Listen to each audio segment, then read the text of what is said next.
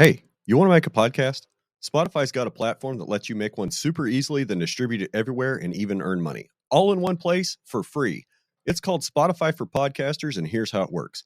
Spotify for Podcasters lets you record and edit podcasts right from your phone or computer, so no matter what your setup is like, you can start creating today.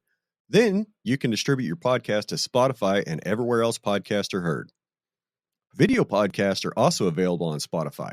And when you want to take your conversations with fans to the next level, Q&A and polls are the best way to get them talking.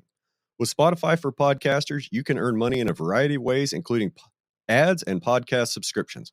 Best of all, it's totally free with no catch. I highly recommend you give it a try. Download the Spotify for Podcasters app or go to www.spotify.com/podcasters to get started today.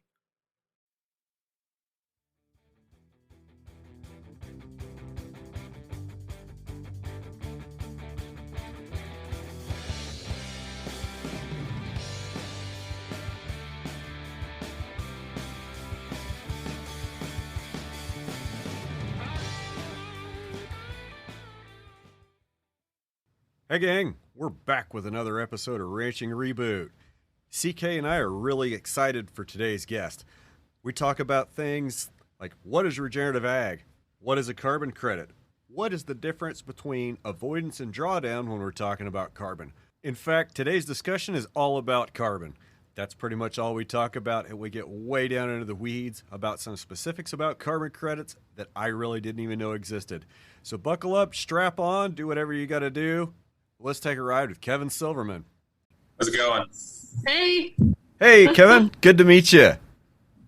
Good to meet you. How you doing, Brian? Well, I'm doing really good today. It was nice and cool, only kind of mid-80s, which is a nice break from the heat. Had a little moisture recently, so I spent the morning out cleaning up some strays because we're going to be coming in pretty soon to preg check. So had to, get everything together and start them on the way back. What about you? What have you been up to? Just here working in carbon land, doing a lot of writing. Lots of interesting meetings. I feel like things are really heating up right now. So it's an interesting time. And, we'll see how things go in this last quarter. So carbon, that's why we're here today, to talk all about carbon. And I guess we're talking about soil carbon, right? We could also talk about carbon in general if you want me to explain what a carbon credit is and stuff like that. Yeah, sure. Let's break it down to kind of a more basic level for some of our listeners, and let's talk about what a credit is, who has to buy them, and then we can start to move into the sequestration and the soil works and grassroots carbon side of it. Yeah, CK, I'm happy to talk about my background. I don't have much of a background. No, I think it's always important. Our listeners really want to know who you are. Not like every time they have a guest, they want to know what's your background, where do you come from, and I think that context is just something that I'm always interested in. It's like, I had no idea, like Travis Krause last week, I had no idea that he was, and I'm going to butcher it, but like in the parasite world in India, like I had no idea. So I think I work for the Gates Foundation, which is crazy. Oh, that's fun. So Kevin Silverman is our guest this week. And so Kevin, tell us a little bit about just like your background, and then maybe just like how you got into regen ag, because I feel like your previous, I'm not going to say life, but I'm going to say life, was not in regen ag, right? So this is kind of just, it found you, I feel like. Yeah. So to give some context, I've always been a city boy. I grew up between Miami and the Dominican Republic. I went to school in Western Mass, but I studied history. I thought I was going to go more for traditional finance tech route, and I did some interesting jobs. Before working at Soilworks, I worked at a VC job, venture capital, so it's kind of investing in startups, really early stage stuff. But after that, I was kind of looking for something more, I guess, impactful, like thinking about like what's really important, what's really foundational. And I joined this fellowship that, puts like young people like myself, like I'm only 25, in emerging cities in the U.S. And Soilworks is hiring through it. The program's called Venture for America. And I just, I took a leap of faith. I didn't really know what regenerative was beyond, reading a couple books. like, dirt to soil. And, around the time I joined, that's when Kiss the Ground came out. So, so that's kind of, I just took a leap because they wanted kind of a more research position. I had done a fair bit of biology research in college, more on the botany side. So I understood how kind of like soil carbon worked and a lot of the science behind it. But it was just an interesting mix. I think regenerative is a really unique place, and I'll be really blunt here, to do well and do good. It's not just, I think you're going to see a lot of people going into regenerative over the next generation that might not have been appealed to it. And it's not just because of infrastructure being built. Like CK, you and I have talked about like Starlink and better broadband access for folks that might want to live a quieter rural life and do like a high paying, software engineering job. But I think regenerative is a really unique generational opportunity. And I think folks have like a 5 to 10 year window to get in, or they're going to miss the boat. And it was just weird. I went back home this weekend and I was shopping with my dad, and it was weird, after a year kind of working regenerative and talking to a lot of producers and kind of learning what producers are wary of and learning, reputations in the space. It was just weird to see how much my food, like literally the stuff that I'm putting in my body, how much that's changed. And, going to my childhood grocery, like how the things I would have just picked, without question, a year ago, now I'm really thinking about, or, I can talk to my dad and say, hey, no, you should buy, X product instead of Y product. Like with eggs, for example, it's like there's so many different options and they all have like the same words. So it's like, it's really interesting to kind of like dive into that world and really know where that comes from, because it's just so disembodied right now. And it's crazy looking back on it. So you're totally bought in. You're totally bought into the regenerative local food, and you've changed how you've eaten. And so you've only been in the regenerative world for what, a year, 18 months? Yeah, I'd say a year. One thing I'll say is I don't think local food necessarily correlates with regenerative. I think local food's great because, one, you're supporting a local economy, and two, local farmers are the best way to learn the most about your food. Like it gives a human face to it, and it's responsive. Like if I want to learn, what practices someone does at a grocery store, it's really difficult unless it's local, unless they have an Instagram page or a Facebook page where you can, send them a message or, email them. But I'm not sure it'll have the impact at scale that we need, be it with greenhouse gases or, in fighting climate change. Local's good, but I think it could be better. And with regards to buying into regenerative, I've always struggled in defining regenerative. With SoilWorks, we're really focused kind of on soil health and ecosystem services and kind of supporting, making family farms more profitable. So family farm profitability to us is regenerative. And I know Travis, for example, last week talked about worker welfare. And I think that's a really understated part of regenerative, especially on the animal protein side. So I feel like the issue is, if you keep adding things to regenerative means everything to everyone. So I've always had a hard time really discerning which are the key principles that regenerative should really be about versus what does it mean to me, if that makes sense. I think everyone struggles with that. Yeah, it's one of those hard things to define. Like, somebody asked me today, how do you define regenerative agriculture? And tomorrow I might have a slightly different answer. It just depends on what I've been thinking about. And right. And sometimes it also depends on who you're talking to as well. Oh, yeah. There's a lot of people, you start talking about carbon and soil biology and the bacterial fungal ratio in soils, and they just kind of glaze over and they go, well, just tell me what feed I need to buy and how much I need to put out. Right. Yeah, I mean, and that's to their lived experience. With regenerative, it's like, if you're talking to a producer, it's important to talk about restoring the ecosystem, but it's also important to talk about, like I said, like the bottom line impact that it can make for producers, and how that works. I feel like you can overpromise and say that the turnaround period isn't as high as it is. And that you don't need transition financing when you might really need it, or two, that's just completely left out of the equation, especially if you're mentioning carbon credits and, the way regenerative land management might increase the value of a property and restore the ecosystem. So you're totally right that it means a lot of different things to different people. But, I think most things in the world, are context dependent. So you always need to provide as much context as possible.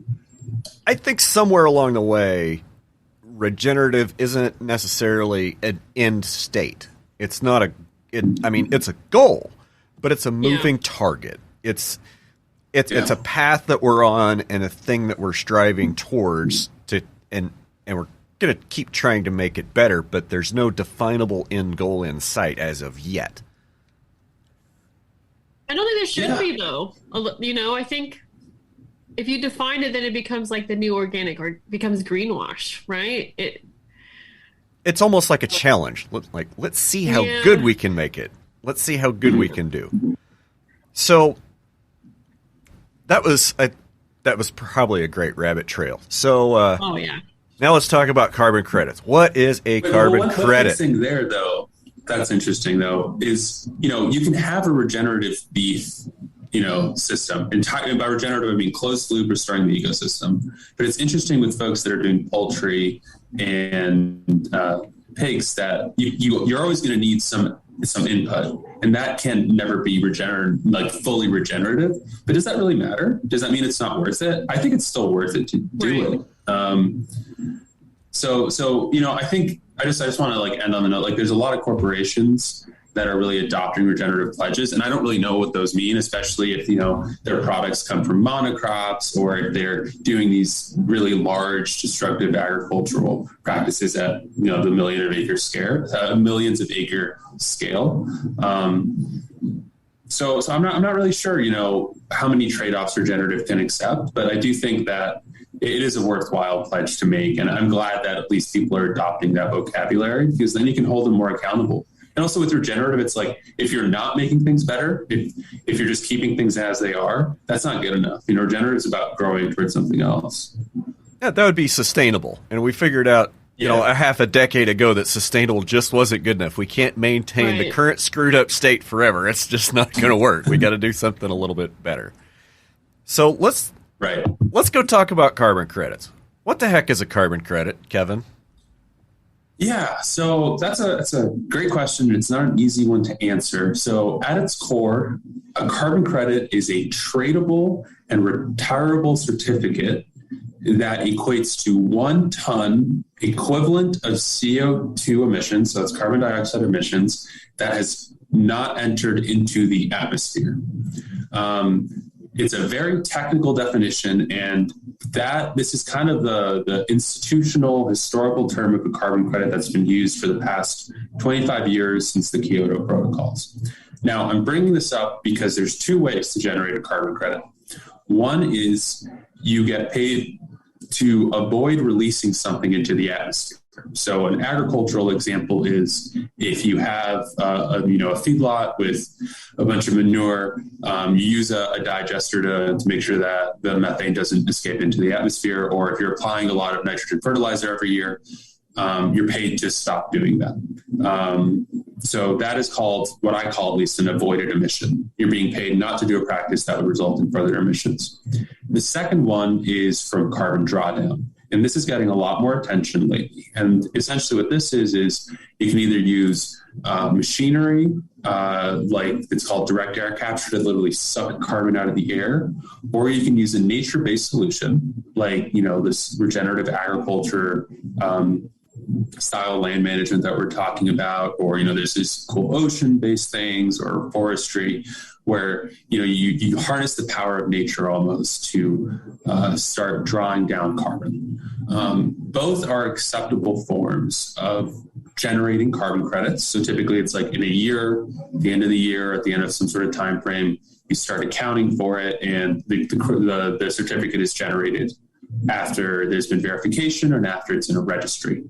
A registry is essentially a third party that issues the certificate. So typically the person that's developing the project, the landowner, they're not issuing their own certificate. There's not Kevin Silverman credits. For example, Grassroots Carbon uses B Carbon, which is a registry based out of Houston, Texas, that's affiliated with the Baker Institute at Rice University. There's a couple major registries, but honestly, that sets its own its own world that we don't need to get into. But the thing that is worth mentioning is that there's two types of credits. One of them is voluntary, which means that the government is not overseeing and regulating it. And then there's compliance markets, which means that the government is directly involved in kind of setting emission goals and baselines and regulating the trade of these carbon certificates. In California, there's a cap and trade program. In a couple states in the U.S., there's kind of like a regulated voluntary market for carbon programs. And in Europe, there's a compliance market that's growing every year. Okay. So why is soil one of the better ways forward? Why is soil one of the better ways to store carbon? Yeah, so there's a couple reasons why soil is such an attractive solution. The first is just scale. You know, hundreds of millions of acres are used for agriculture in the U.S., and that, you know, it's been degraded over time, over the past, I'll say the past century, if not longer.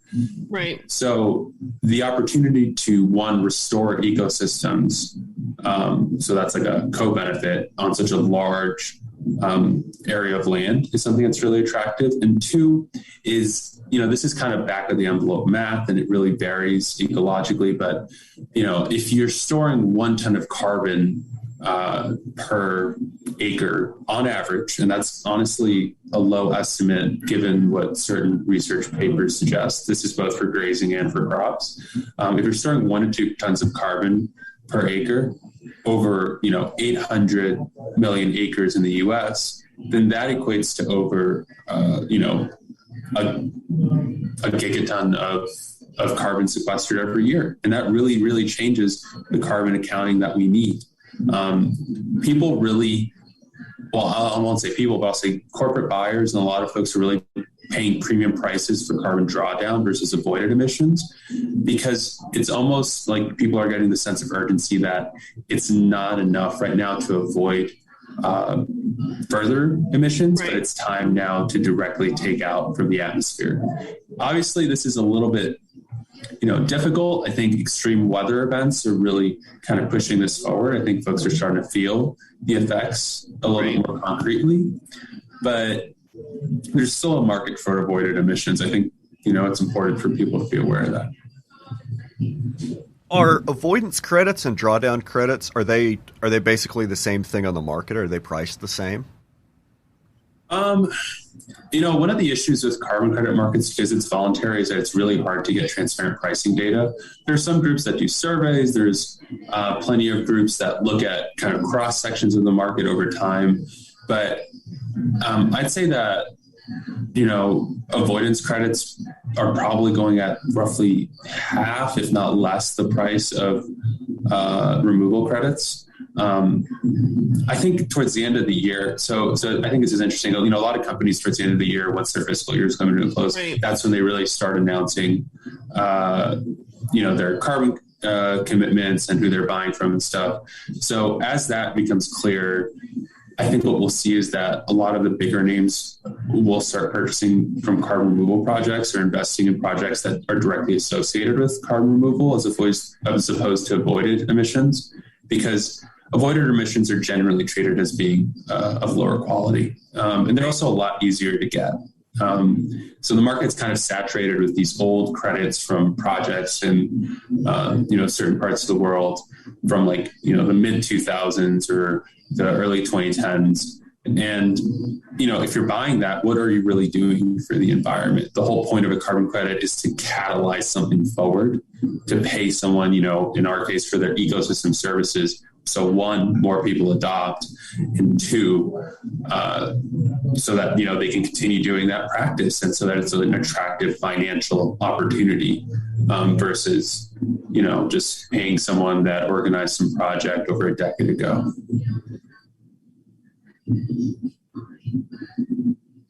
So with a carbon program that we're doing, Kevin, with Grassroots Carbon, there's also there's a permanence piece. Can you speak on that too? Because I just want to I guess my whole goal for this too is we get a lot of questions from our ranching reboot paddock and just people in general. So I just want this to be like a 101, throw all the information at them so that they can kind of get a brief overview of the permanence piece. We can talk about additionality, and we could talk about other things. So CK, something, I gave a talk in Dehennis a couple of weeks ago to a peer rancher group that Travis organizes under the Texas Grazing Lands Coalition, and something that's important with permanence, important with all these things, is what producers should know if they're going into a carbon credit sort of agreement. Like, what are the risks? What should they be kind of eyeing out? What questions should they have? So I have a little kind of a short list that I'm happy to share. I'm be curious for what you guys think. But the first thing is that these are never going to be short contracts. And that's because of the nature of how soil works. It's funny, soil works. But it's, if you draw down carbon in the soil and then you till it the next year, it's just going to be released back into the atmosphere. And, that's by the nature of just how the drawdown works.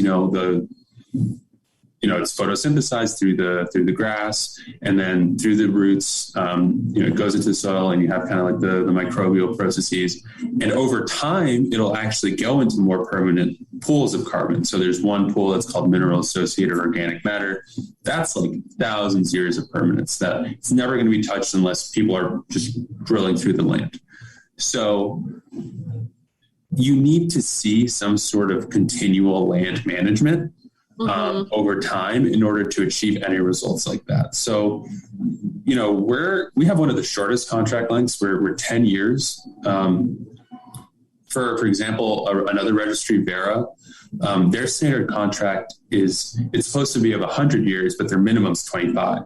The American Carbon Registry has something called ton-year accounting, where it's a 100-year contract, but essentially, if you sign a 30-year contract, you're only going to get paid for a third of your carbon.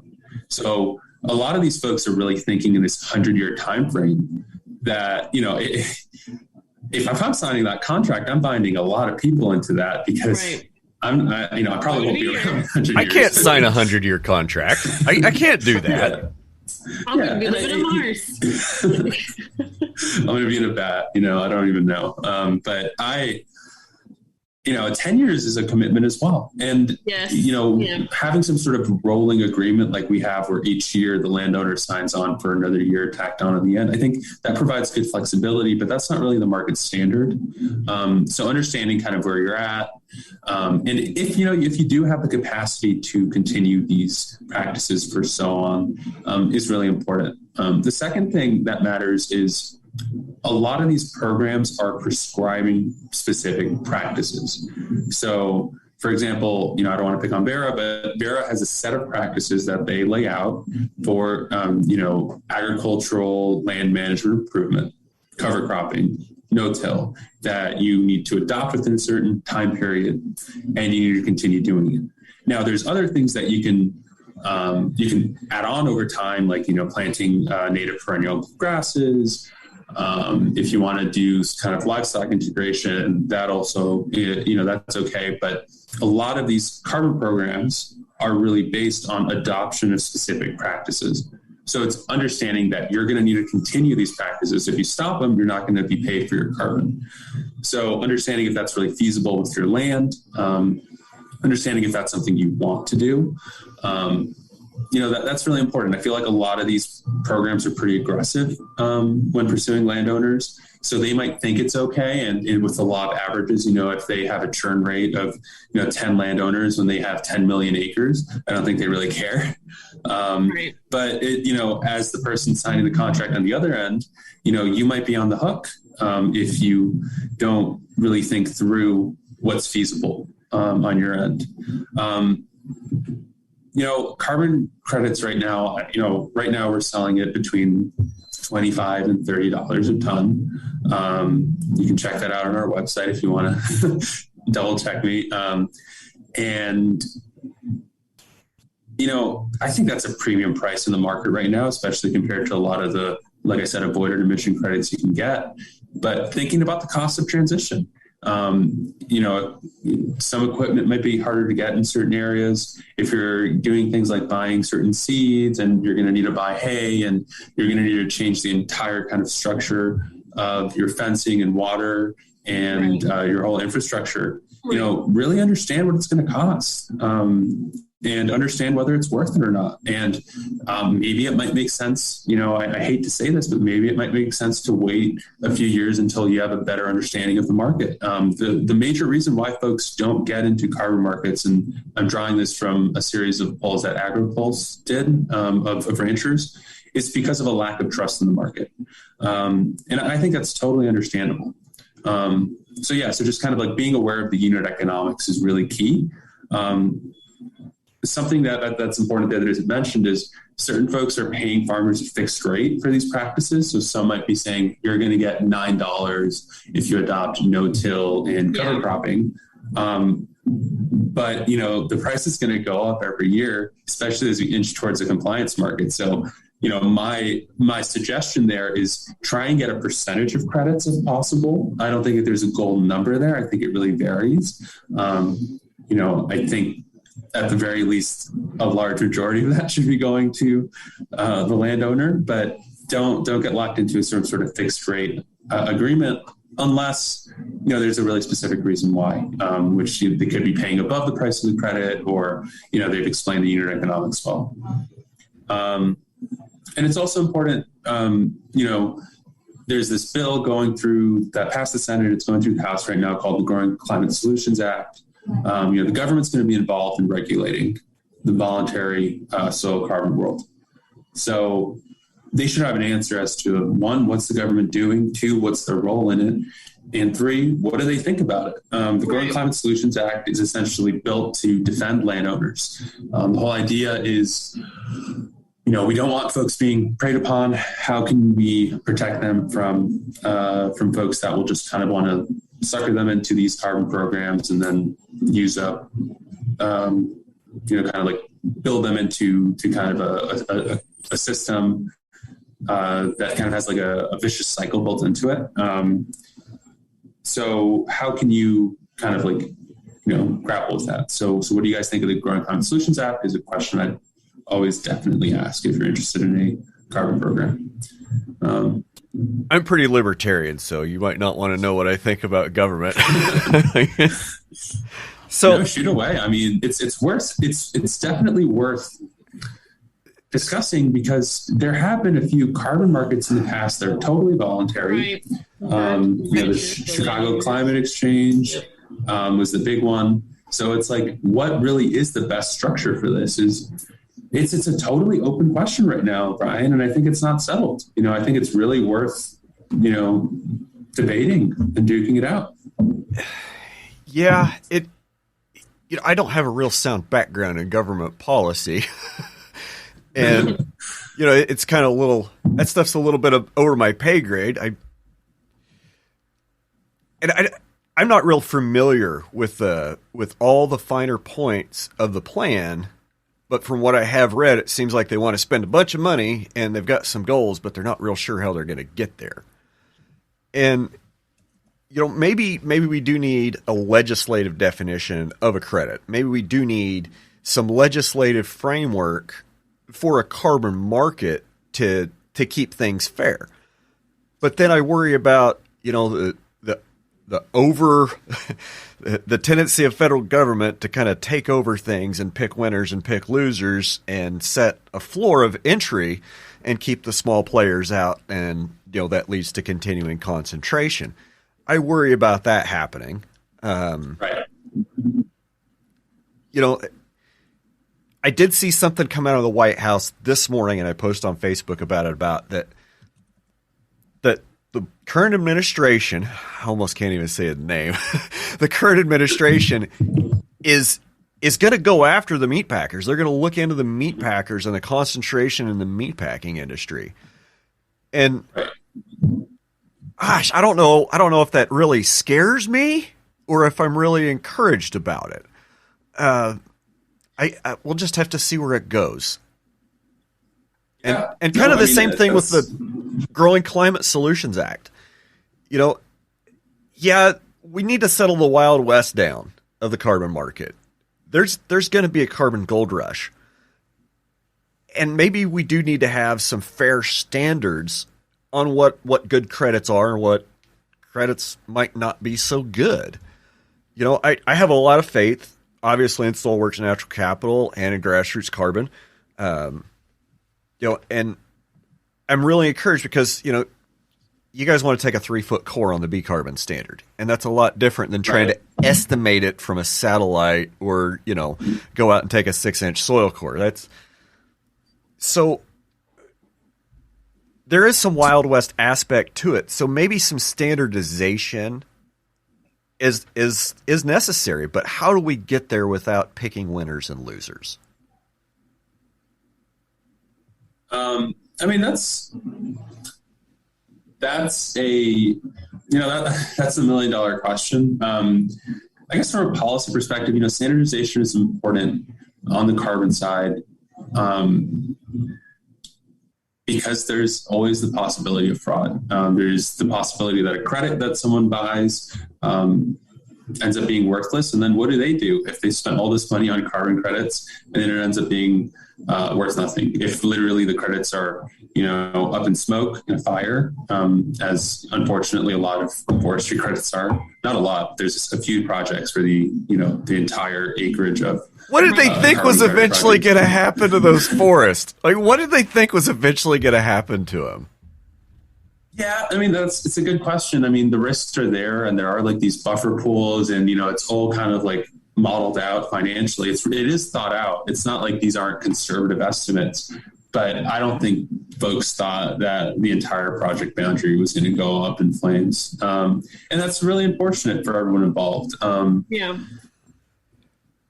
You know, but what you mentioned about the cores is important because, you know, we need to stop thinking of soil carbon as being this like bank vault where the carbon just goes in and then it's stored forever. It's a part of the living, breathing ecosystem. You know, it's like a grow and flow model where it's just about accumulating the most carbon at scale that cycles through the soil. And some of that will be deposited deeper and deeper. You only see that if you actually measure it deeper and deeper. You know, satellites can penetrate a bit of the soil and the topsoil, but it really won't go through. And the deeper the storage, generally the more permanent, correct? Yes, generally speaking. So, you know, it's the deeper the horizon.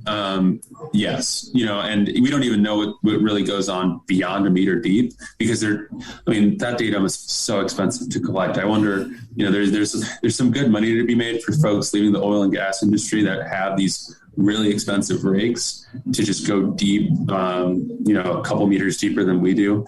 But, you know, there's also, you know, you're talking about a processing bottleneck. There's a soil lab testing bottleneck. The unit economics of lab testing also changes it, and then it takes a lot of time. And there's just, you know, not that many places in the U.S. that have the capacity to really handle commercial,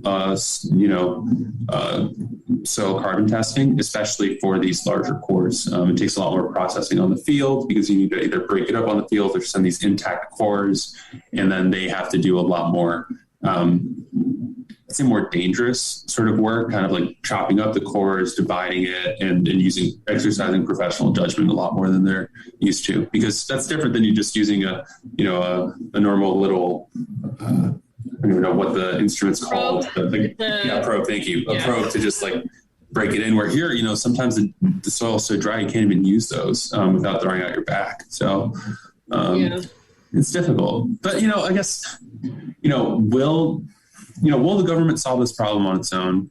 No. You know, with soil carbon, I think providing some general, guidance on what's out of bounds, I think is useful, because I think that'll protect people from fraud. I think it'll protect the industry from, you know, being illegitimate before it even gets started. And I think that, you know, maybe some, you know, again, the key focus of this bill seems to be on protecting the landowners and the farmers and the ranchers. There is even an advisory council for kind of the formation of whatever comes out of it, that I think 16 of the 25 people on it will be folks who own land. It'll be folks that are running and operating the land. It won't be folks in government, and it won't be folks in kind of the agribusiness value chain. So that's something to consider. I think, meat processing is its own issue, and I have no idea what's actually, going to come out from it, but I think scrutiny is good. You need transparency at least. And if that's something that can be forced through government, I think that's important. It doesn't necessarily mean that, the government will unlock the solutions on its own, but providing transparency in most markets is important to a free market functioning as it should.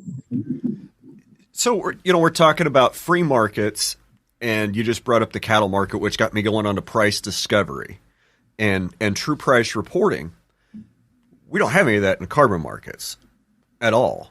No, there's a couple folks that are doing good work, trying to uncover it, but no, not at all. And, even if you're a buyer that does due diligence, it's really hard to have kind of true understanding of price discovery and what market prices are, unless you're really in the know. And even that's based on word of mouth, not some sort of financial mechanism.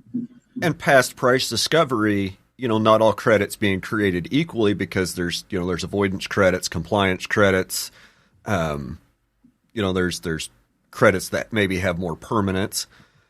Is there maybe a need for something like a carbon credit rating system or carbon credit score? Yeah, I mean, I think it's a great, it's a great point. So something I want to mention before I get into that is that when I was talking about what a carbon credit is it is something that functionally should be commoditized. With these registries, all the credits in the same registry are equal. They're supposed to have equal worth. They're equally retirable. So, if my company emits, 100,000 tons of carbon dioxide, I'm going to need to buy whatever the equivalent of 100,000 tons of carbon dioxide is to offset it. So I can buy these junk credits and even if they're, with a reputable registry, I can say, I'm buying these, they're in a reputable registry, I'm carbon neutral.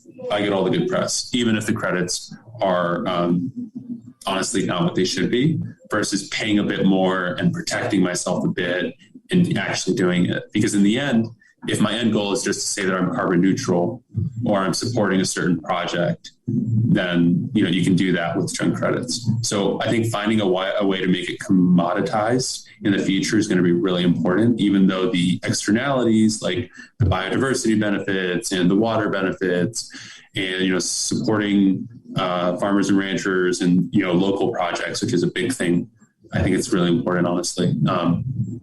The key thing for carbon markets is to find a way to make it commoditized. But when there's a group. When things get commoditized, though, they have a tendency to get centralized, and generally the producer's share has a tendency to go down over time after something becomes commoditized. How could a carbon market protect the producers from that? That's a good question. Because the carbon markets aren't designed to protect the producers. Because if you're thinking about it, you can have a carbon market from, cook stoves in Kenya is kind of the quintessential idea that you give folks these certain types of cook stoves that don't pollute as much, or you pay people not to kind of burn land in Africa when they're doing their land management. I'm not sure I have an answer to that, to be honest. I think it's a very valid question. It's okay you don't have an answer. I didn't have an answer either. It just kind of jumped into my head. Yeah, no, totally. I mean, it's worth lingering on, though, because it's like, well, what happens in 10 years? Right now, it might change the unit economics for folks switching to regenerative. But what happens in 10 years? Who's really going to have power in the market, and how can you make sure it doesn't necessarily go to the middleman, but it goes to the people actually doing the work on the ground? Or, the folks, look, I think soil carbon is going to be a major protector, I'd say, of ecosystems as we go through these extreme weather events, and it'll be an important tool in fighting fighting climate change. But we're going to need other things as well. We're going to need a portfolio of diverse solutions. So it's important to note that the market will always include a variety of projects. I do think soil carbon is the sweet spot because it has the scale, it's natural, so you have all these other benefits, and it will support these people. Yeah, I hadn't really thought about like what the market's going to look like in 10 years, because I think there's a possibility that the market doesn't even develop for soil carbon for that long, because there's still all these questions that need to be figured out. And, there's these debates going on about permanence, and, folks that have a really strong engineering mindset really kind of critique soil carbon because it isn't, again, as permanent or as, A to B to C as other forms of carbon offsetting are. We're going to suck it out of the atmosphere using a lot of fossil fuel energy, compress it, pump it 6,000 feet underground, and inject it into a rock and hope it stays there forever. That's exactly it. Yeah. Yeah, well, you're totally right, Brian. And like my thing is like we just need to like really, really own the storytelling part of like what you're saying, Kevin, is there's other added benefits that we're not even commoditizing, like cleaner water, wildlife conservation, and actually like a healthier food system, right? So I think these things that we all kind of just know by being in this world that we are in, but I do think we just kind of have to be really good about telling the story on why this nature-based solution is better than these engineered solutions, even though it may be more direct data. I don't know. Yeah. Right. No, I mean, and look, these solutions, there's a lot of these companies are delivering on their promises to suck it out of the atmosphere. Yeah. But it's at $600 a ton. Right? Yeah. Yeah. I mean, there's the CEO of Grassroots, Hank, he likes to use this quote from Albert Einstein: "We can't solve problems by using the same kind of thinking we used when we created them." And that's really stuck with me, just kind of thinking about like, how do you fight climate change? Like, there's this effect with grasslands. It's called the grasslands cooling effect that folks don't really talk about. There's some academic literature on it, but literally having healthy grasslands, not only does it, sequester soil carbon, but it actually results in a cooler, more temperate environment. And it's like, well, how can we get that at scale? Shouldn't, grasslands, prairie restoration be a key focus then, as opposed to just carbon reductionism? Carbon reductionism is a very, very dangerous way of thinking about this. Yep. And I think that's something that lends itself to grazing as well. In particular, with grazing, you're kind of, I feel like, as I've understand it, if you're doing it in a regenerative way, or if you're really trying to be a land steward, you're going to foster kind of a biodiverse ecosystem. And thinking about how you can do that some sort of at scale is really a key solution. And I really wonder if one of the key critiques of regenerative that I've seen, both economically and from a policy perspective, is that it takes like 2.5 times more land to have the same level of output. I'm not sure if that's true. First of all, that's just extrapolating from specific studies. But second of all, it's like the land that they're on, they're not damaging. So what if you need more land to do it? Shouldn't that be something that, policy is geared towards? Why don't we have more cattle or, bison? I'm not a bison guy, but some people are. Like, why don't we have, these ruminants on lands where they can help restore the ecosystem where they won't be doing damage? Or, if we're, using less land for corn and soybean feed, why doesn't that land be readopted into sort of this cycle of restoring grasslands? Oh, because the government's paying farmers to destroy their crops. Have you seen that one? I'm just kidding. I don't think that was a real thing. There's like up in the Corn Belt, like the general sentiment is, oh, great, there's carbon payments. Oh, I sequester a half a ton or maybe a ton an acre a year. Oh, I'm going to get paid. I'm going to keep doing what I'm doing with all this tillage. And I think that that's kind of, like if you sample at the same time every year, you might get the same number, but are you really building up any long-term storage? Are you plowing it up, and is that ton cycling every year? So again, we're kind of like back to the quality of credits. Like, Yes. how is there going to be a level playing field? So, so the buyers know that they've got good quality credits, and so the sellers know, and the land managers, I guess the managers, the people that are doing the work, have something to work towards to have a high quality credit to sell that's worth more than a credit that's, say, valid in a tillage type system.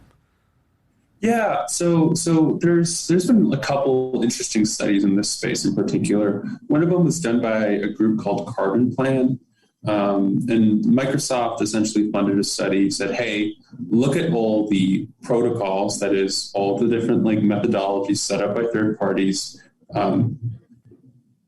with regards to soil carbon. So Grassroots, for example, wasn't on that list, but Carbon, the registry that we're using, was. And I think they found a total of 14. And their main conclusion was, look, this is a developing space. The best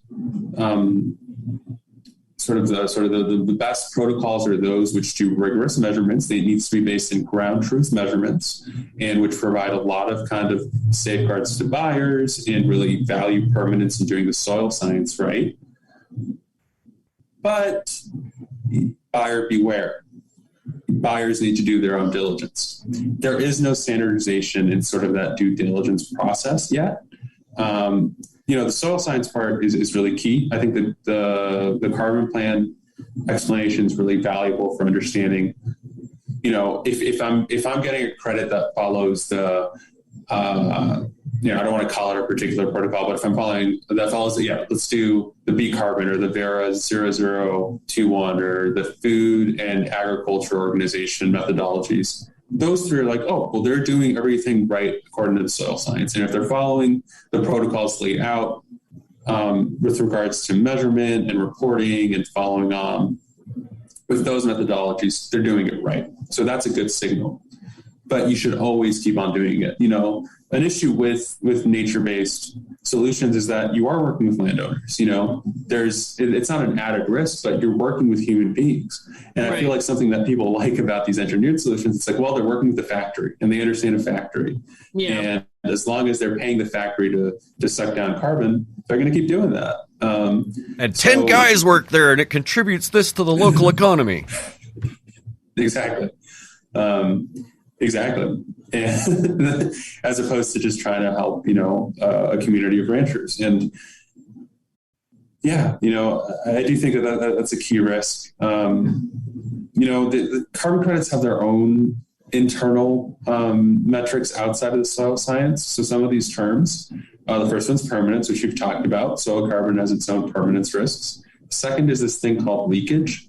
So let's say I am a producer and I'm producing, let's say I have 100 head of cattle. And what happens is I say, I'm going to sign up for one of these programs, but in order to do so, I need to change my practices. And therefore, if I change my practices, I'm actually only going to be able to have 50 head of cattle.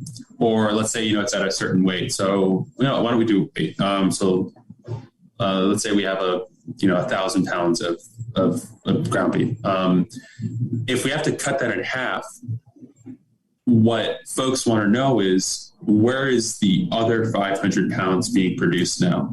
Is that just going to be produced in a feedlot now, or some sort of CAFO system that's actually not good for the environment? So in reality, you're not actually helping things out. Then there's a leakage discount taken. I'm not sure the exact percentage, and it's not going to discount your project. But the whole idea is, you don't want to just shift production either to other countries or to other companies that will end up still harming the environment. I think that makes a lot of sense. I think it sucks for producers that, they can't control that in many cases, but it also means that if you're a big agribusiness, for example, and you want to get into the carbon credit game, you can't just say, everything we do in the US is going to be super regenerative. And then they just move everything to, another country where they'll just intensify their production even more. Yeah. Everything in the US is going to be regenerative, and they sell everything down to one farm and move it all back to Brazil or Nigeria, exactly. Wherever. And there's key risks there. And the third one is this term called additionality, which is essentially, at its core, what it means is people are getting paid for their carbon credit for a specific practice. Right. So essentially, the payment of the carbon credit needs to incentivize the practice. In particular, a lot of these carbon registries emphasize the idea of a practice change. So only if I've changed practices within the past 2 or 3 years with the motive of getting paid for a carbon credit will I be allowed to be paid for a carbon credit. We're explicitly using a different idea of additionality. So we're using this concept of measured additionality, which is essentially that, regenerative land management is a series of decisions. It's not linear. Sometimes you will be forced to take decisions that you don't want to take because you feel it's what's best for your land and you're being rational about it. So only at that point where we're measuring in that land and you've signed your contract or have started measuring everything, are you really bound to do those things? So the fact that you've been a good land steward for the past 5 years, 10 years, 15 years, that shouldn't be held against you. There shouldn't be a harm against you for being an early adopter. It's contentious because it's like, well, I think the argument that would be made, if I'm getting kind of in my carbon credit critic hat, it would be, well, what change are you actually leading to? You're just paying someone to keep doing the same practices that they were doing. And I think that's a fair critique, but then I think there's 2 rebuttals. The first is, one, you're trying to catalyze change. The people that are most likely to keep on doing regenerative practices are the folks that have done it. And if you can say, hey, these guys deserve to be paid for what they've done. Yes. And they will lead other people to start getting Absolutely. Yeah, exactly.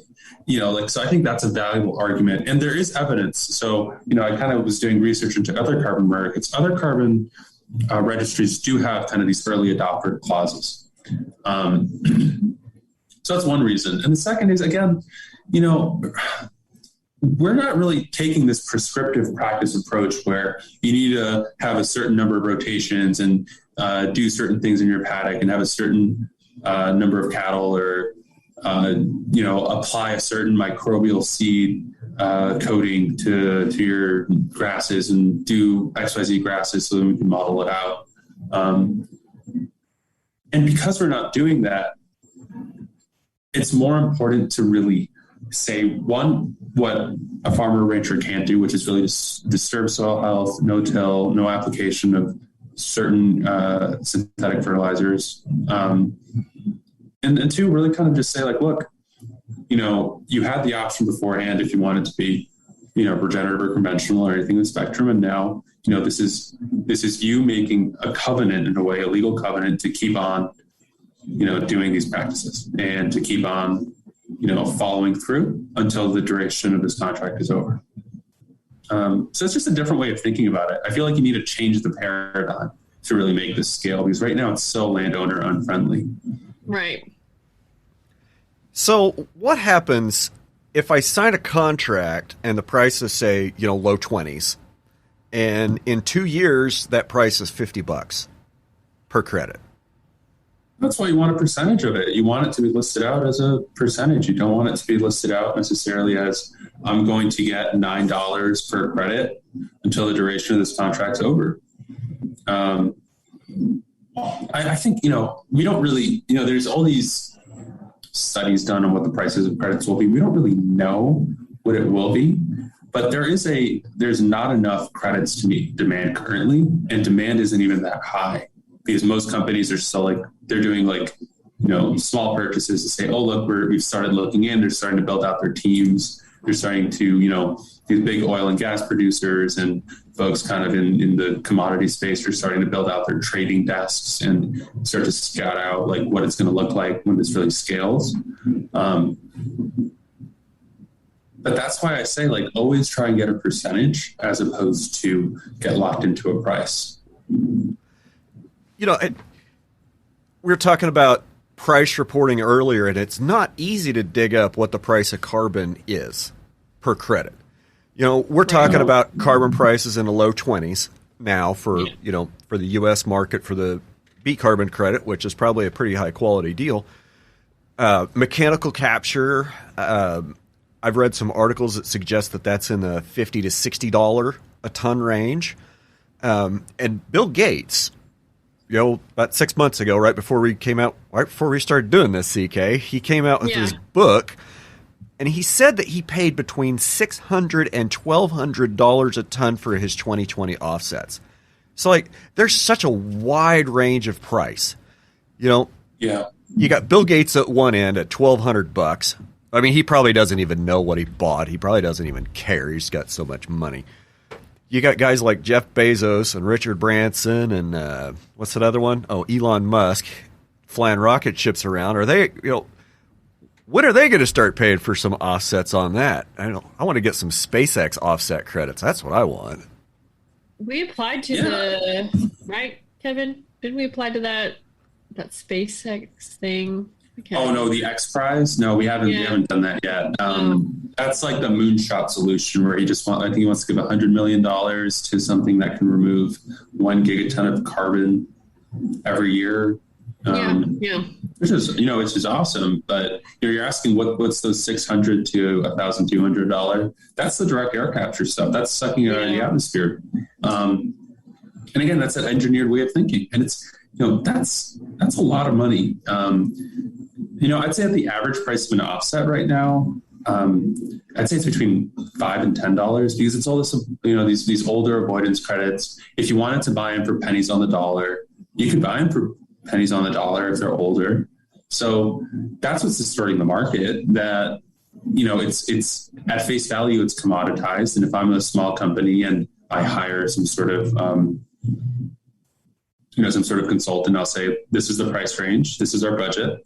These are the kinds of projects we like. Get me the lowest priced ones. A lot of these big companies with a lot of PR, they're really investing in high quality stories, mainly on tech, oil and gas. I think 1% of all carbon credits are bought by universities, which is interesting. So those people are really involved, but it really varies in terms of buyer preference, and that really distorts it, unfortunately. I forgot where I was going to go. I just had it just a second ago. Questions from the ranching reboot, Paddock? We've got quite a few of them covered. Okay, good. A lot of them were kind of specific, like specific contract type questions. Mm-hmm. One guy asked, "Is it just a fad?" And we can back that up. I wanted to circle back, Kevin. You said that there's maybe a 5 to 10 year window to get in. But then you also made another comment about maybe waiting a year or two to get in. So how do we balance that out? I mean, do we need to, I didn't wait, obviously, and I wouldn't advise anybody else wait. What would be a benefit of waiting to get into a carbon program? If you're a conventional farmer and you're interested in regenerative, it's interesting at this talk that Travis had me go to. A bunch of the folks there were still, operating kind of more of a conventional mindset where, they'd send them off to sort of centralized operation. Thinking about when it makes sense for you to transition, when transition financing will be available, when the price of carbon changing makes the most sense for you. Yeah. That really matters. I think it should be set up in a way that producers benefit economically as opposed to, struggling with cash flow. I feel like if you're already regenerative, there's very few programs that will support you, but there's no harm in joining them because folks that are supporting early adopters, in my opinion, the ones that will do so are already out there. But I'm thinking particularly about folks that are seeking to make a transition to regenerative because it's hard. On the grazing side in particular, I feel like there's very few programs out there. Right. There's in the U.S., some folks sell credits from like Australia or Africa, but we're really focused right now on American grasslands. And I see the grasslands equation a little bit different. haven't been here to test. I kind of have a hopeful number of where I think I'm at. So let's just say, like, bottom barrel, somebody in a normal set stock, Columbus style, non-rotation, doesn't ever really go look at them type stocking system. If they're sequestering 1 ton an acre a year on their grasslands, just doing that, and a more regenerative system with, you know, animals in one herd, rotated daily or multiple times a day, moving across the landscape and getting appropriate rest, that number may go to something more like 4 to 5 tons an acre. And, you know, when you're talking about $20 a credit, you know, those numbers start to get real, really, really fast.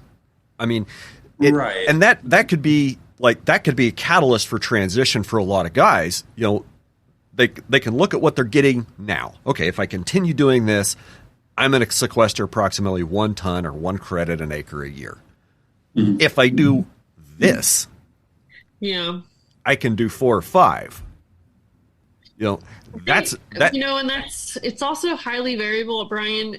Your region, your precipitation, soil type, and I get that.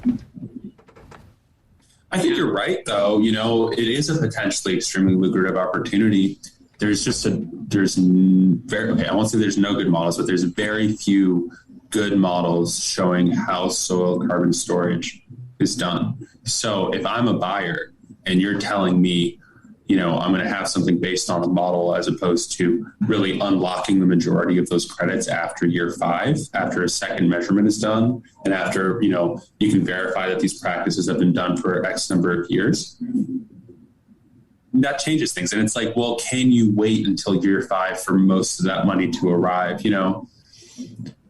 And again, I'll say it, like, most folks getting paid from carbon markets aren't getting paid $20 a ton yet. I think that's a really attractive price point, though. But you also need to think, again, you know, you need to think about, like, what's it going to cost for you to change your operation, and can you agree to that change? You know, I feel like there's I don't know, you know, I feel like you guys have talked to more folks that have made the transition from conventional to regenerative than I have. So you guys know better than I, like, what are those barriers? So I feel like, you know, the carbon incentive is really strong. I think it's really powerful. Something that I think would be even cooler is folks that are running regenerative, finding ways to, you know, acquire new land and finance it based on carbon credits. I think that'd be a really cool form of collateral. But that's either good or idea. That's more exploratory. Right. That's a conversation I'd like to have with somebody that knows how to put money together. I know a couple ranches for sale. Yeah, I mean, and hey, you know, that's, you know, at this really pivotal time where there's a generational transition in terms of farmland acquisition and, you know, the rural demographics of America. And, you know, there's a lot of foreign investment in American farmland right now, and there's a lot of corporate investment in American farmland right now. Do carbon credits change the unit economics for folks that do want to live out here? For entrepreneurs that are like, well, you know, maybe this is more lucrative than, you know, living the life that I'm living, doing X, Y, Z.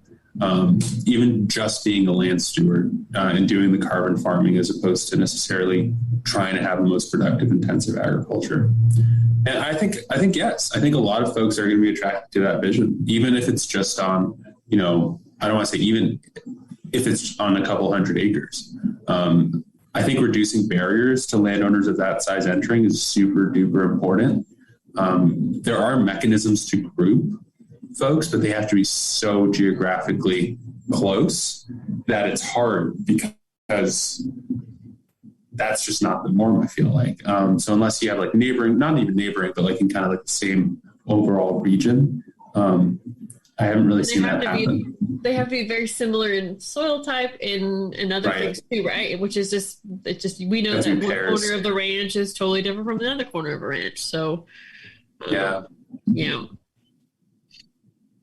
Oh, and varies highly by soil type. You know, I might have 80% one type of soil, and my neighbor that's right across the fence that we have 2 miles of fence with, he might only have 5% of that soil. Yeah. You know, there's a lot of variability in it, and you know, the science isn't there because the data's not there. The data hasn't been generated because we haven't had the science to measure it. You know, so it's kind of, we're almost at a chicken and egg point with the carbon market. Like, well, we need this science. Well, we need this data. Well, we need this market. But all three of them are going to have to kind of coexist and grow together organically to develop properly. Yeah, the other thing I'll say is I think Cargill said that their carbon trading program is going to be larger than their, it's going to be more profitable than their feed trading by 2030. So, you know, a lot of these bigger players in the agriculture space, they have these programs, they're enrolling farmers, they're doing trials, you know, out in the West. The Ecosystem Services Marketplace Consortium is kind of this group. I think they're starting to enroll some pilot folks, but that's where a lot of the big agribusiness players are kind of thinking about. But for them, they're still in the R&D space, you know, that's not going to roll out until I think later next year. So really thinking about, you know, how to protect independent producers is something that I think is really important to me, because I'm not sure what would really happen within kind of the agriculture value chain moving forward in response to carbon markets. You know, there's a lot of carbon credits generated from finding ways to reduce cow methane and you know, reducing cow farts and all that. And it's like, well, you know, what does that really solve? You know, do you do it by feeding them seaweed? It's like, okay, great. What does that do? You know, and it's not really, it's like putting a Band-Aid on a much larger we quit feeding them corn and soybeans and they don't fart as much. Yeah, I mean, yeah, exactly. You feed them grass. Pasture cows, I don't know if methane is really that big of a deal for my pasture cows. I would suspect that it's not. Yeah, well, yeah. I mean, also there's a lot of like soil microbes that interact with the manure and actually just cycle the methane into the soil or consume it. So, you know, like we don't need these really expensive digesters that, you know, you're still having people deal with a bunch of waste. You know, it's better as kind of a natural fertilizer. And yeah, I mean, we could go into that. That's all, you know, that's a whole nother discussion. But, you know, again, you know, back to, you know, 5 to 10 years from now, what does it look like? There's a point that's related to this, which is, you know, right now when we're talking about carbon credits, we're talking about offsets. So it's people buying credits to offset their emissions. But there's this other rising idea that's called a carbon inset. And what that means is, you know, folks that are producing these goods, adding a carbon premium to that.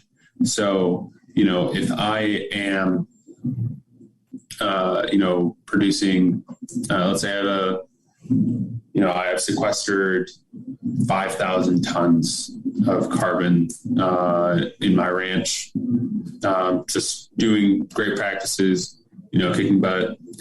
I can attach that.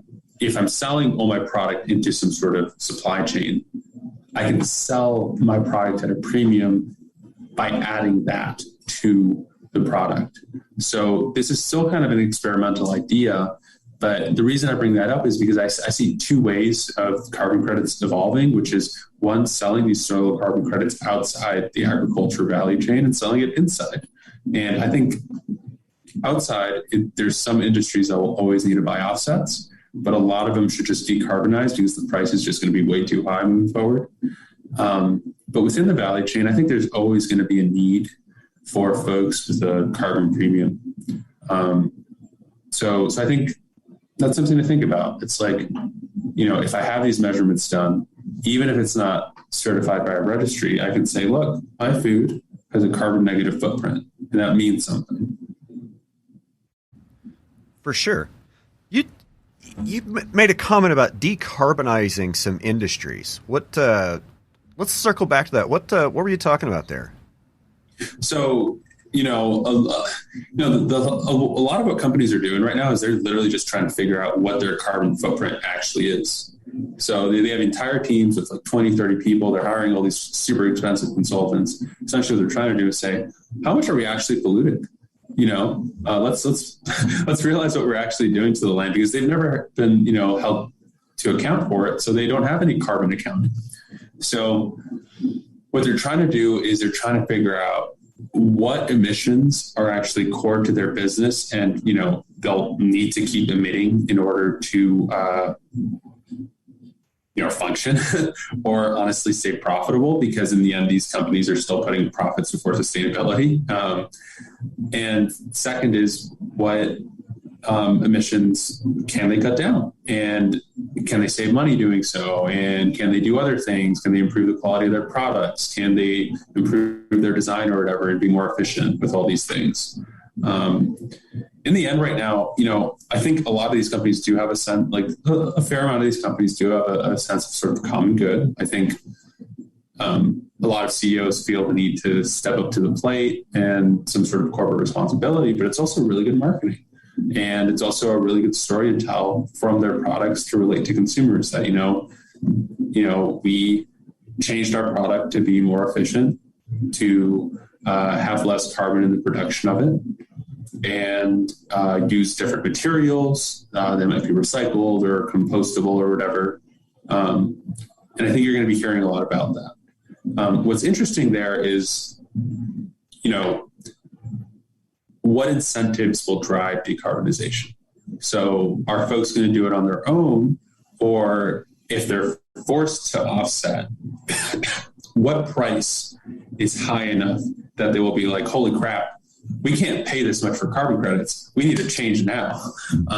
So I think that's kind of the gentle push that carbon credits provide that we don't know about yet, because we don't have a mandatory market. Issues are, like, even in mandatory markets, because credits are commoditized, if you're really just concerned with profits, you're just going to buy the cheapest credits out there. So there's always ways around it. It's just not the best look. CK mentioned greenwashing before. But the truth is, I really wonder how many consumers out there that buy specific products even know what greenwashing is or care about greenwashing. A lot of folks care about sustainability, but I feel like a lot of the sustainability pledges are super easy to make because they're pledges. They're not necessarily actions right now. Kind of like a lot of the pledges to be renewable or reduce their carbon emissions that a lot of businesses have made in the last 18 months. And some of it just doesn't seem very realistic. And my question is, like, how are these emissions calculated? Like, are we calculating the life cycle of the product, or just what comes into the factory and what they produce and what they consume? Or are we taking things all the way back to the raw material stage? Yeah, no, that's a really, really good question. So there's 3 scopes of emissions in carbon accounting. And I use you can think of carbon accounting as, normal accounting. You have, carbon that you're generating, and then carbon that you could be offsetting or you're buying credits from. So that's the term that's used in the industry. So the first is scope 1 emissions. Those are, direct emissions from stuff that you own. Scope 2 is kind of like indirect emissions from, like, electricity, heating, cooling, stuff like that you're kind of generating and that you kind of need. Scope 3 is all indirect emissions that occur in a company's value chain. So as I understand it from my research, Scope 3 tends to dwarf scopes 1 and 2. So FedEx has bought soil carbon credits, not from us. I forget from who actually, but they bought soil carbon credits. They probably paid too much. Hey, I don't know. But they must have like a massive footprint for, just their fleet overall. How is it calculated? Well, there's a couple different things. One is what source of greenhouse gas is it? If it's nitrous oxide, that's like, I think it's at least 200 times more potent I think it could be 400 times more potent than carbon dioxide is. Methane is considered more potent than carbon dioxide, but it has a much shorter life cycle. I think it has a 12-year life cycle in our atmosphere. So it's cycled, it might be more potent now, but it's cycled out a lot faster. So a lot of this carbon accounting is transferring, measuring those greenhouse gases and transferring it over to carbon. It could be in the product's life cycle. It could be also in the delivery of the product. I feel like this isn't a standardized space. There's a lot of startups just working in literally this idea of sort of sustainability as a service. A lot of these folks are also offering carbon credits as a solution, saying like, hey, this is your carbon footprint. This is where we think you can reduce, and these are carbon credits that we think you should consider buying. So it's kind of like this full service thing, but it is far from a settled science. And I'm not even sure we're ready to regulate it. Because I'm not sure the government will have a template that's necessarily as settled as it should be either. So it's not standardized how we're accounting our emissions and calculating what our, quote, what our footprint is. That's what I'm hearing you say. I mean, it's a complex science. There's these scopes that you should follow. There's things that you should account for in your inventory, and there's guidance for it. But I think two very smart people could look at the same company, get data from a variety of scientific sources, interview the people there, come up with calculations, and come up with two radically different numbers. And I think that we need to have a tolerance for that. I think feeling the need to say one's right over the other isn't necessarily going to be the most productive outcome. Because I just think the science needs to be more settled before we start strong-arming people into certain directions. I see. One of the questions that keeps gnawing on the back of my mind is, like we are on like the cusp of a generational shift in agriculture. Right. Thank God we have to be. I came back from the Navy in 2006, and ever since then, the average age has just gone up. I mean, I remember telling my good friend Nate, we've run cattle together now for 13 years. I remember telling my good friend Nate, like 13 years ago, I was like, one of these days we're going to be the old men. Well, it's here. It's almost here. But the old men are still here, and there's still not any more. There's just not any young people coming up. And, we've got to get around this generational transition. And at the same time, we're grappling with carbon markets and trying to reduce our emissions and making this transition towards more regenerative local food systems. We've talked about how to make land more accessible to the next generation. And man, I just have this feeling that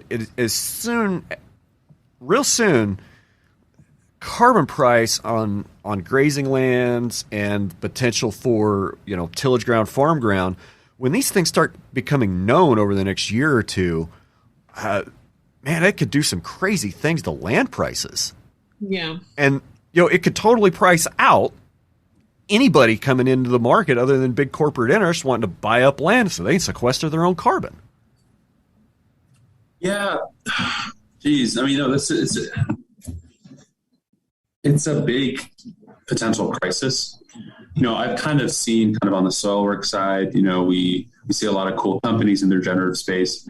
There's a lot of folks kind of trying to make farmland investing possible for the retail investor. So that's, the average person that has their savings and they're trying to find things to invest in. So, they can put a bit of money and have a percentage owned of the farm.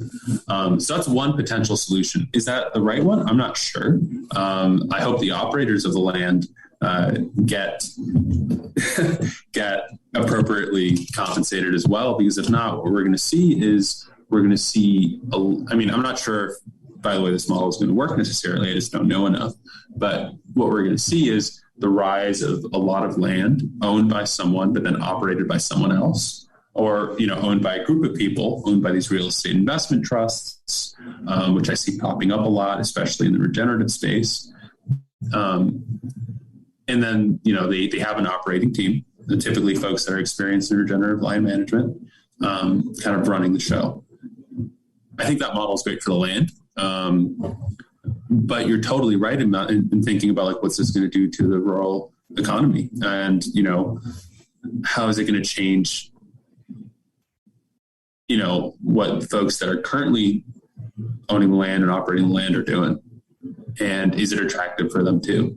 I feel like that part's probably left out a lot, especially generationally. So, I know of one group that particularly focuses on that pain point where, you have the older generation that now is, might just not want to operate the land. And then maybe their kids just don't want to be there.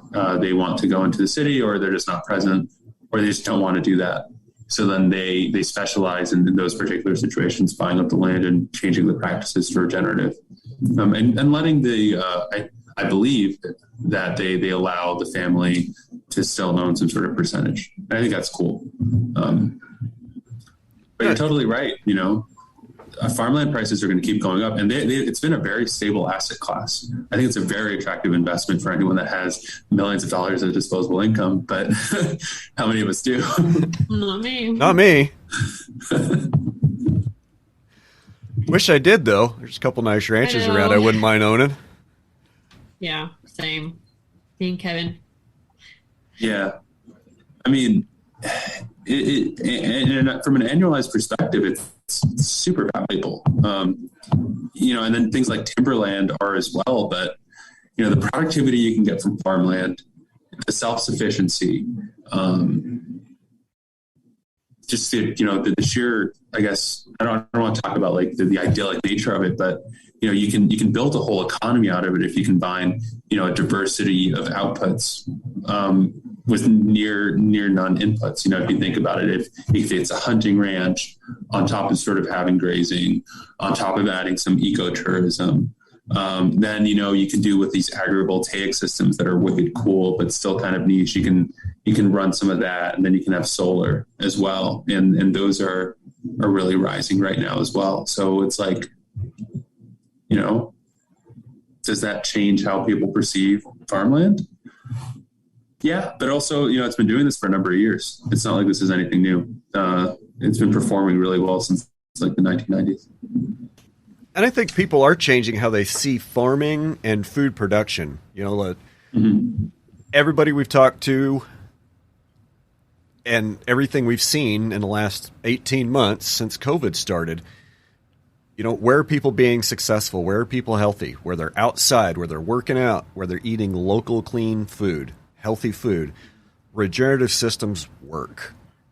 We're seeing that over and over, and scalability is always a question. How can we scale it fast enough? How can we get access to markets? How can we get more people on the land that are passionate about regenerative agriculture? And I think some of these carbon programs may have some answers, but like we've discussed, it's still a very new thing, and jumping in right now is not for everybody. And maybe it is advisable for some people to wait. If that's you, that's you. Other people, it might be better for you to get in now. Yeah. And I mean, again, changing these practices gives you more than just carbon. So it's not like you're only going to be relying sort of on the carbon credit payment to have a better system and more profit. What it does is, one, if you're transitioning, it cushions the blow a little bit, provides some more collateral and an alternative revenue stream. But, it reduces the input costs that you have. It increases the value of the land. So, I always say that carbon it's not the cherry on top, but it's another piece of the pie. And it's really important to think about the whole pie when you're thinking about what changing to a regenerative system adds. And carbon's obviously a big unknown there. And also, like you said, Brian, it has the chance to go up to, $60, $70, $100 a ton. I mean, I can't say with confidence when that will happen and if that will happen, but it will go up. Right now, we're sort of at these floor prices because we still have a voluntary market. And a floor price is always a good place to start. I'm not going to complain about where the floor price is for what I feel like, is possible with my soil types. So we kind of got to get out of here in a little bit. Is there anything we've left on the table you want to get off your chest? Yeah, thank you for having me. I think soil carbon's awesome. It's really cool to read about scientifically. If you guys want to geek out on it as much as I do, one thing I'll say is I try and be overly cautious with things. There are technologies that are emerging that will make measurement a lot easier, faster, and more reliable. Like, something that's called an eddy covariance tower is really cool. It literally can measure how much carbon is going in and out of the land for a certain area. So I just think that it's really important to be optimistic about these things. Like I said, in my own personal journey, in a year, a lot's changed for me. And I feel like a lot more in tune with my food. I personally feel better, and I feel like it's a good thing for the rest of the world. But, at the heart of all this is trust. And you got to trust the people that you're working with and make sure that they're trustworthy. Perfect. Well, CK, you got anything else? No, that was perfect. Thank you so much for your time, Kevin. I think this is a lot of people have been requesting this, and I didn't want to give this because I feel like it's easier to be heard from you because you've been doing the actual research behind all the soil carbon stuff instead of the person who's doing the landowner stuff. So I appreciate that. Yeah, no, and thanks for having me. I mean, if anyone has any questions, please feel free to reach out. My email it's kevin@buildgrassroots.com. Happy to answer any questions, chat with any folks that are curious about the markets. Also, I have a newsletter focused on soil carbon. Try and post on it every 2 weeks. It's just different topics. So if there's anything you guys want to know, let me know. Where can we find your blog? It's soilcarbon.substack.com. Substack's the platform for independent writers these days, so check it out. Anything else you want me to include in the show notes? Any other good resources or places our listeners can go to get more information? I'll send a couple links after, but I also write a newsletter every week on different regenerative topics. For example, last week I wrote about overproduction in agriculture and the grass-fed certification and the problems with that. So I'll also shoot that over. That's regeneration.substack.com. I'll make sure all those get in the show notes page. Yeah, I appreciate that. Well, thanks again for joining us, Kevin. You have a great day. You too, man.